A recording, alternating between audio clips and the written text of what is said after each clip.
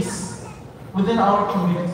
First with the families, then with the extended family, then with the neighborhood, the neighbors, the neighborhood, the community, the society, nations, mankind have to reach that high level of obtaining peace, and that is through the heavenly messages.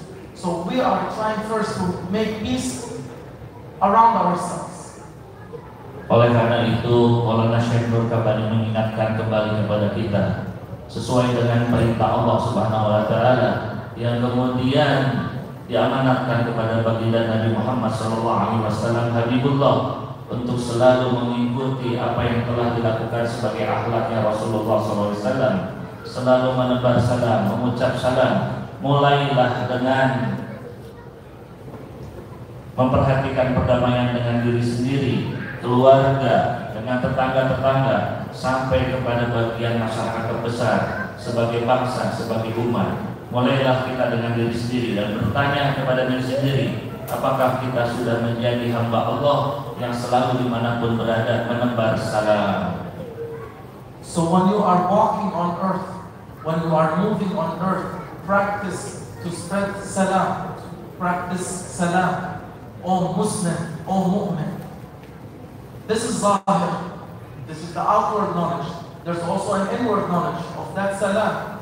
The inward knowledge is what Sayyidina Ibrahim alayhi salam alluded to, what he has hinted to, and what he has made dua for.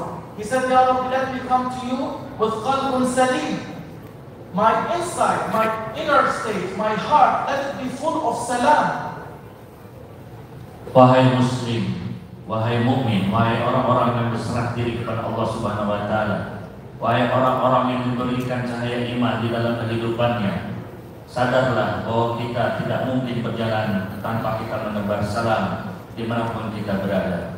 Setiap ayat Al-Quran, setiap wahyu Allah, setiap firman Allah mempunyai makna dua.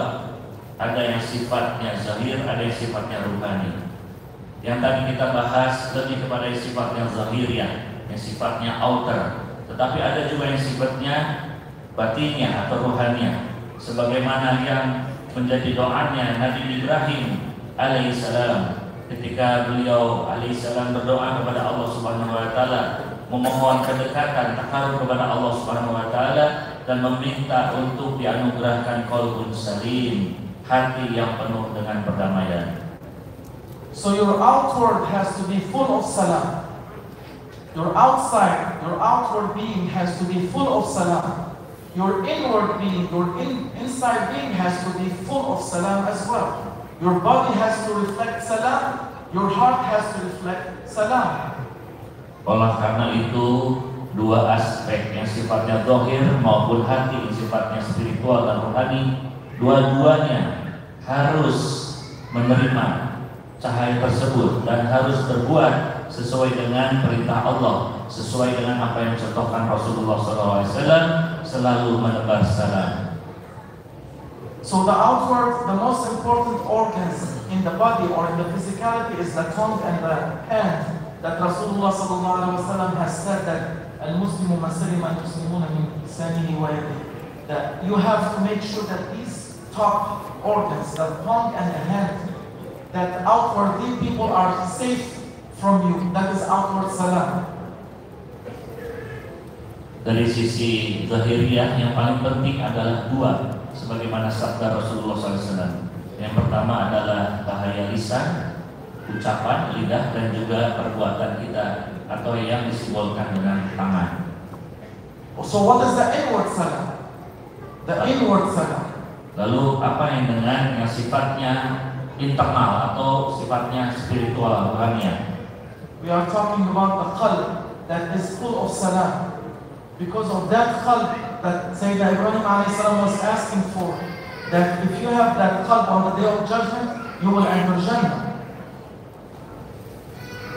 Dalam hal yang sifatnya rohaniah, maka itu kita kenal dengan istilah qalb. Inilah yang menjadi perhatian Nabi Ibrahim alaihissalam saat itu untuk memohon kepada Allah Subhanahu wa taala bagaimana pengetahuan dan bagaimana cahaya Allah Subhanahu wa taala bisa dirasakan di dalam hati yang penuh perdamaian untuk menuju kelak ridho Allah Subhanahu wa taala, menuju surganya Allah Subhanahu wa taala.